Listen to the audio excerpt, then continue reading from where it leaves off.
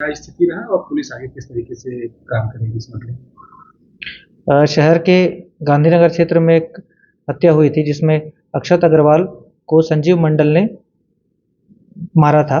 इस पे स्टोरी ऐसी बनी थी कि आरोपी ने बताया था कि अक्षत अग्रवाल ने ही वेपन लाया था और उसी ने मारने के लिए उसको बोला, साथ ही साथ कुछ पैसे दिए और अपने शरीर के गहने दिए।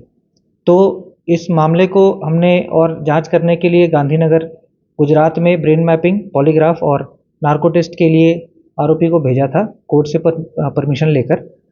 तो उसकी रिपोर्ट आई है और रिपोर्ट में जैसा आरोपी ने पहले बताया था कि अक्षत अग्रवाल ने ही उसको वेपन दिया, उस पे राउंड भरे थे और साथ ही साथ पैसे दिए और उसके शरीर में रखे हुए गहने भी दिए।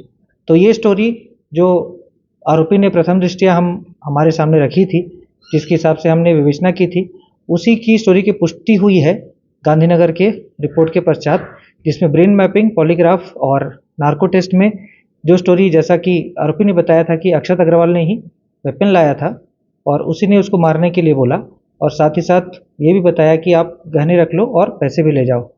इस स्टोरी में हम लोग ये भी जानना चाह रहे थे कि मृतक और आरोपी के अलावा उस घटना स्थल पे और कोई था क्या, अन्य मतलब इसका मतलब ये है कि और कोई आरोपी था क्या।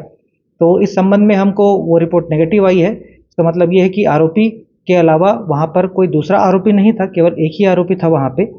और उसके अलावा वेपन को क्या आरोपी ने अपने पास रखा था, तो ये बात भी नेगेटिव आई है।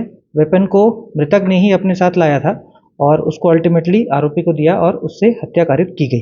कितने सवाल लगभग पूछे गए? जो हमारे परिस्थिति के अनुसार जो सवाल बनते थे वो पूछे गए थे। ये सवाल पहले हम अपनी तरफ से बना कर देते हैं, फिर उन सवालों को जो विशेषज्ञ होते हैं वो अपने हिसाब से थोड़ा बहुत चेंज करके आरोपी से पूछते हैं।